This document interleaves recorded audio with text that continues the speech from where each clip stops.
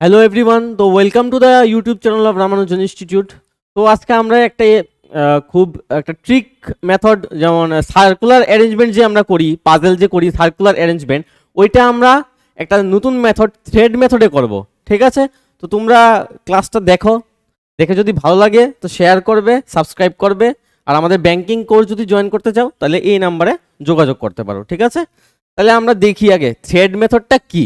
ঠিক আছে, সার্কুলার অ্যারেঞ্জমেন্টে তো সবাই করে। ঠিক আছে, তো থ্রেড মেথড একটা নতুন, এটা আমাদের অঙ্কুশ সাম্বা স্যার একজন আছে, ইউটিউবে খুবই ফেমাস, তো উনি এটা ইন্ট্রোডিউস করেছিলেন, ওনার থেকেই আমি শিখেছি। তো আমি চেষ্টা করব তোমাদেরকে বোঝানোর জন্য। তো দেখো, এটাকে তোমরা কন্ট্যাক্ট করতে পারো এই নাম্বারে। প্রথম দেখো আগে কিভাবে আমি করি, এটাকে আগে দেখো। এটা খুব ইউজফুল মেথড, কারণ এটা দিয়ে যদি তুমি করতে পারবো তাহলে তুমি 1 মিনিট 45 সেকেন্ড থেকে 1 মিনিটের মধ্যে তুমি পাজল সলভ করতে পারবে। ঠিক আছে, prelims puzzle, clerk prelims puzzle, যেমন এটা ক্লার্ক প্রিলিমস। ঠিক আছে, এটা ক্লার্ক প্রিলিমস, ক্লার্ক প্রিলিমস। এরপর আমরা একটা পিও প্রিলিমসও করব। ঠিক আছে, আগে ক্লার্ক প্রিলিমসটা আমরা করি। আচ্ছা, আমি জানি কি সার্কুলার অ্যারেঞ্জমেন্ট এরকম থাকে 1 2 3 4 5 6 7 8, সবাই আমরা এরকম ভাবেই করি। ঠিক আছে, আচ্ছা, এবার যদি আমি সার্কুলার অ্যারেঞ্জমেন্টটাকে যদি আমি মাঝখান দিয়ে যদি আমি এটাকে ব্রেক করি তাহলে কি হবে, এখান থেকে যদি আমি ব্রেক করি এটা একটা সোজা লাইন হয়ে যাবে না? 1 2 3 4 5 6 7 8, এটা সোজা লাইন হয়ে যাবে। একই তো কথা, আমি একটা সুতাকে আমি রাউন্ড করতে পারবো না? সেম ভাবে তুমি সার্কুলার অ্যারেঞ্জমেন্টটাকে ব্রেক করে একটা স্ট্রেইট লাইন করতে পারবে। স্ট্রেইট লাইন করলে কি সুবিধা, তোমার পসিবিলিটি কম সময়ের মধ্যে তুমি নিতে পারবে। আচ্ছা দেখো তাহলে আমি কিভাবে করি। দেখো কি বলেছে, study the following information carefully to answer the given questions. There are 8 persons P Q R S T U V W, 8 জন বসে রয়েছে sitting around a circular table but not necessarily in the same order. All of them are facing inside, মানে কি এটা হচ্ছে inside ধরবো, আমি এটাকে ইনসাইড ধরবো, এটাকে আমি আউটসাইড ধরবো। ঠিক আছে, ধরে আমি করব। এবার দেখো কি বলেছে, P sitting second to the right of R, R who is immediate right of U. আচ্ছা, ইমিডিয়েট রাইট অফ ইউ, এবার দেখো আমি কিভাবে করি। আর কোথায় বসে? ইমিডিয়েট রাইট অফ ইউ বসে। আর কোথায় বসে? Immediate right of U. আর কোথায় বসে? Immediate right of U. ঠিক আছে, P sitting second to the right of R, P sitting second to the right, second to the right মানে কি 1 2, সেকেন্ড টু দ্য রাইট মানে এখানে, ফার্স্ট শেষ। এরপরে কি বলেছে, V is facing R, sorry V is facing R, V is facing R মানে কি উপরের দিকে, এই ডাইরেকশন, এটা ফেস করছে, মানে কি মাঝখানে কয়জন থাকে? 3 জন থাকে, তাহলে এটারও মাঝখানে 3 জন থাকতে হবে। দেখো তুমি এদিক থেকে করো 1 2 3, আর এদিক থেকে করো 1 2 3, সেম এটাই আসবে। তাহলে 1 2 3 করলে কত হয়? ভি হয় এই জায়গায়, বাস। তাহলে এরপরে কি বলেছে, and sitting second to the left of W, মানে V is facing, V is sitting second to the left of W, left of the W কই হবে? এখানেই হবে। আচ্ছা, Q and T are facing each other and S is sitting second to the right of T. আচ্ছা, এবার বলেছে কি Q আর টি ফেস করছে, মানে কি 3 জন ছেড়ে হবে। সবসময় মনে রাখবে 8 জনের সার্কুলার ফেস অ্যারেঞ্জমেন্টে সবসময় 3 ছেড়ে একজন আরেকজনকে ফেস করবে। ঠিক আছে, 3 জন পর পরই ফেস করবে।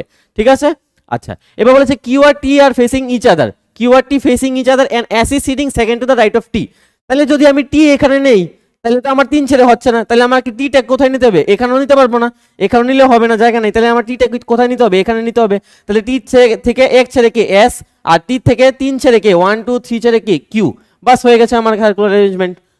ঠিক আছে, তো তোমরা এভাবে এটা খুব ফাস্ট, এটার মধ্যে তুমি 45 সেকেন্ডসের মধ্যে করতে পারবে এটাকে, 45 seconds, not more than that. ঠিক আছে, এটা ক্লার্ক প্যাজেল থেকে একটু টাইমটা কম লাগবে। ঠিক আছে, এটার মধ্যে ক্লার্কের মধ্যে আসে কি either facing north or facing south, south facing হলে নিচের দিকে, নর্থ ফেসিং হলে উপরের দিকে। ঠিক আছে, উপরের দিকে আমি সবসময় নর্থ ধরবো, আর নিচের দিকে সবসময় আমি সাউথ ধরবো। ঠিক আছে, তোমাদের ইচ্ছা, এভাবে করতে পারো, এভাবেও আমি দেখিয়ে দিচ্ছি, এভাবেও একই কথা, কিন্তু এভাবে আমার একটু টাইম কনজিউমিং লাগে, ঠিক আছে। আর এই মেথডটা আমি পরীক্ষায় করেছি, এজন্য এটা একটা ট্রাইড অ্যান্ড টেস্টেড মেথড বলা যায়, ঠিক আছে। আচ্ছা, তো এভাবে আমি করিয়ে দেখিয়ে দিচ্ছি তোমাদেরকে, এভাবে করিয়ে দেখিয়ে দিচ্ছি সার্কুলার অ্যারেঞ্জমেন্ট। তোমরা যেভাবে ভালো লাগে ওইভাবে করতে পারো। দেখো সার্কুলার অ্যারেঞ্জমেন্ট, এটা হচ্ছে একটা গোল্লা দেবে 4 5 6 7 8, সবাই কি বলেছে ইনসাইড ফেস করছে, ইনসাইড। এবার কি বলেছে, P sitting second to the right of R, R who is sitting immediate right of U. আচ্ছা, যে কোনোখানে আমি ইউ নিয়ে নেই, ইউর ইমিডিয়েট রাইটে কে আছে, আর। আচ্ছা, আর এর থেকে কি বলেছে, P sitting second to the right of R, second to the right কি হবে, এদিকে হবে, কারণ সবাই ইনসাইড ফেস করছে, তাহলে কি হবে, পি কোথায় হবে, এখানে হবে। আচ্ছা, V is facing R, V is facing R মানে কি উপরের দিকে ভি হবে, ঠিক আছে। আচ্ছা, এন সিটিং সেকেন্ড, ওই দেখো তিন ছেড়েই হচ্ছে বললাম, 1 2 3 1 2 3, যেদিকেই করো তুমি তিন ছেড়েই হবে। N sitting second to the left of W মানে কি, ভি ডাব্লিউর সেকেন্ড টু দ্য লেফটে আছে, W second to the left কোথায়, এখানে হবে, W second to the left. Q and T are facing each other and S is sitting second to the right of T, তাহলে Q আর টি এখানে হবে বা এখানে হবে, ঠিক আছে। এবার দেখো আমি যদি টি কে এখানে নেই, টি থেকে সেকেন্ড টু দ্য রাইট কি এস, বাস কিউ হবে কোথায়, টির ফেসিং করছে, বাস একই কথা। তো তোমরা যেভাবে খুশি এভাবে করতে পারো, এটাও করতে পারো, এটা এটা সময় কমও লাগে, এটা পসিবিলিটি আসলে একটু প্রবলেম হয় করতে, কারণ আমার সার্কেল বারবার রাখতে হয়, তো এটার মধ্যে উপরে একবার উপরে লাগবে একবার নিচে লাগবে, বাস হয়ে গেল, ঠিক আছে। এই যে ইয়েটা থ্রেড মেথডটা, থ্রেড মেথডটা স্কয়ার অ্যারেঞ্জমেন্টও হবে, রেক্ট্যাঙ্গেল অ্যারেঞ্জমেন্টও হবে, লিনিয়ার অ্যারেঞ্জমেন্টে হয়, সবগুলো অ্যারেঞ্জমেন্টে সেম ভাবেই হয়ে যায়, ঠিক আছে। এবার দেখো আর একটা কোশ্চেন আমরা করব, ওটা হচ্ছে প্রিলিমস, পিও প্রিলিমস লেভেলের, ঠিক আছে।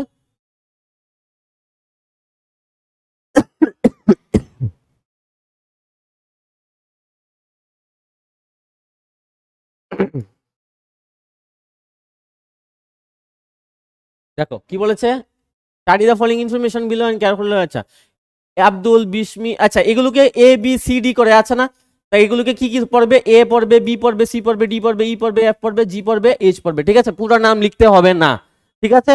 যদি মানে সেম লেটারের থাকে, মানে মনে করো এ দিয়ে এই সবগুলো নাম আছে, তাহলে লিখতে হবে।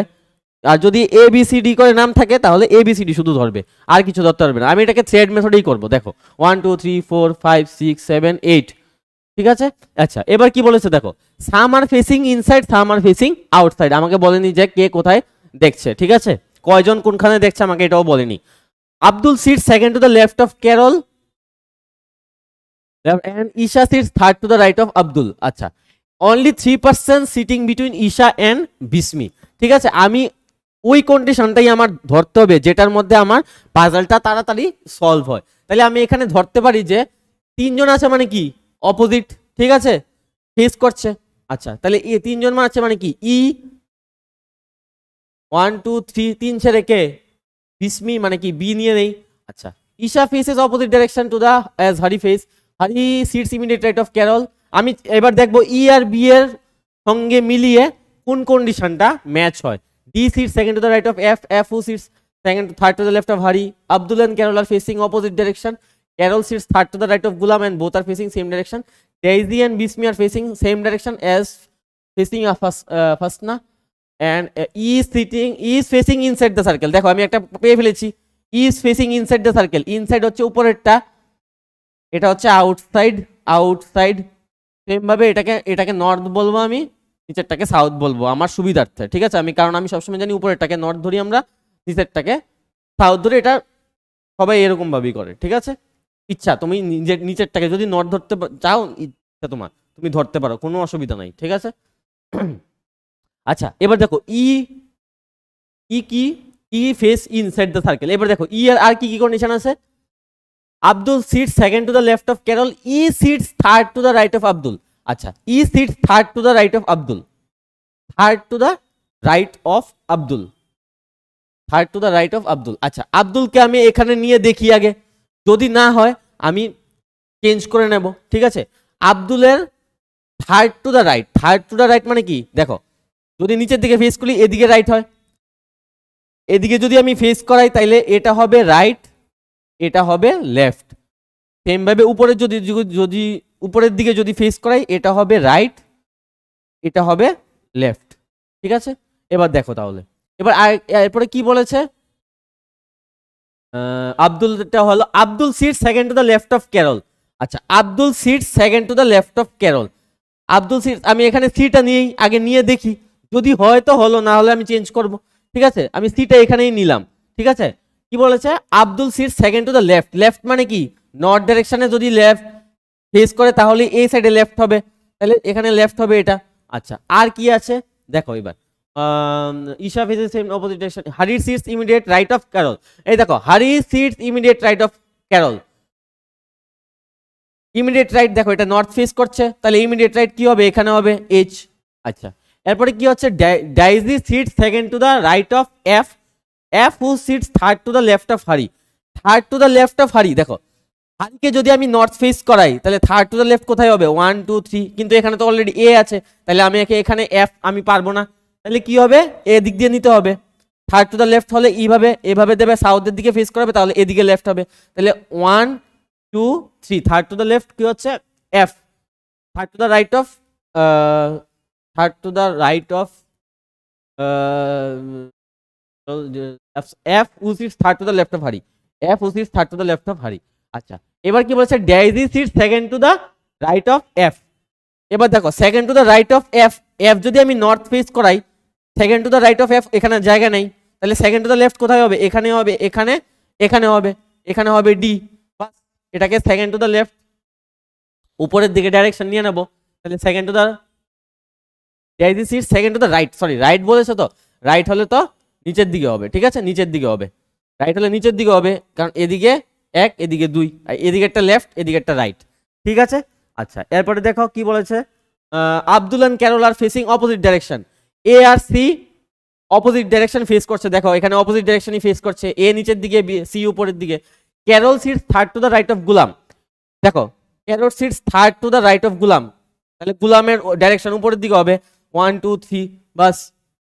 And both are facing same direction, G আর সি সেম ডাইরেকশন ফেস করছে। Daisy and Bismi are facing same direction as facing Afsana, sorry Fasna. Fasna কোথায় দিকে, নিচের দিকে, তাহলে সেম ভাবে বি আর ডি নিচের দিকেই ফেস করবে, বাস শেষ হয়ে গেল আমার পাজল। তাহলে আমার যদি এই জায়গাটা না মিলতো তাহলে আমার চেঞ্জ করতে হতো, যেহেতু আমার মিলে গেছে আমি চেঞ্জ করিনি, ঠিক আছে। আচ্ছা, এটাকে যদি আমি রিপ্রেজেন্ট করি সার্কেলের মধ্যে, দেখো কিভাবে সার্কেলের মধ্যে আমি রিপ্রেজেন্ট করি। এটা সার্কেলটা 1 2 3 4 5 6 7 8। আচ্ছা দেখো, ই কি ফেস করছে, ইনসাইড, আমি যে কোনো একটা জায়গায় ই নিয়ে নেই, ই ফেস করছে কি ইনসাইড। আচ্ছা, ই এর সঙ্গেরটা কোথায় ফেস করছে, নিচে দিকে এফ, এরপরটা কি ইনসাইড জি, এরপরটা কি আউটসাইড এ, এরপরটা কি আউটসাইড বি, এরপরটা কি ইনসাইড সি, এরপরটা কি আউটসাইড আউটসাইড কে এইচ, এরপর আউটসাইড কে ডি, ঠিক আছে। তাহলে এইভাবে রিপ্রেজেন্ট করবে, ঠিক আছে। এভাবে করতে পারো, সার্কেলও করতে পারো, যে এরকম ভাবে তোমার সুবিধা লাগে এভাবে করতে পারো, ঠিক আছে। তো এটা পিও প্রিলিমসের লেভেল, ঠিক আছে, এটা পিও প্রিলিমসের লেভেল। পিও প্রিলিমসের লেভেলগুলো পাজলগুলো একটু টাইম লাগবে তোমার, ঠিক আছে, একটু টাইম তোমার দিতে হবে। 3 মিনিটস তো 3 মিনিটস তো দিতেই হবে, 3 to 3.5 মিনিটস তোমার দিতে হবে, কারণ ওইগুলো ডাইরেক্ট মিলবে না, ওইগুলো একটু একটু কন্ডিশন পসিবিলিটি নিয়েই আমার করতে হবে, ঠিক আছে। আচ্ছা, তো এটাই ছিল ছোট্ট একটা ক্লাস পাজলের থ্রেড মেথড, খুব এফেক্টিভ মেথড। যদি তোমরা প্র্যাকটিস ভালো করে করতে পারবে তাহলেই এই মেথডটা করবে, না হলে করবে না, না হলে তুমি আটকে যাবে, ঠিক আছে।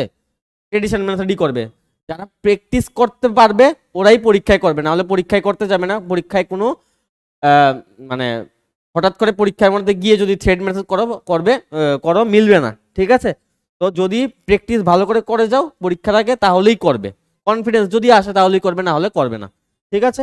আচ্ছা, তাহলে এটাই ছিল আমার ক্লাস।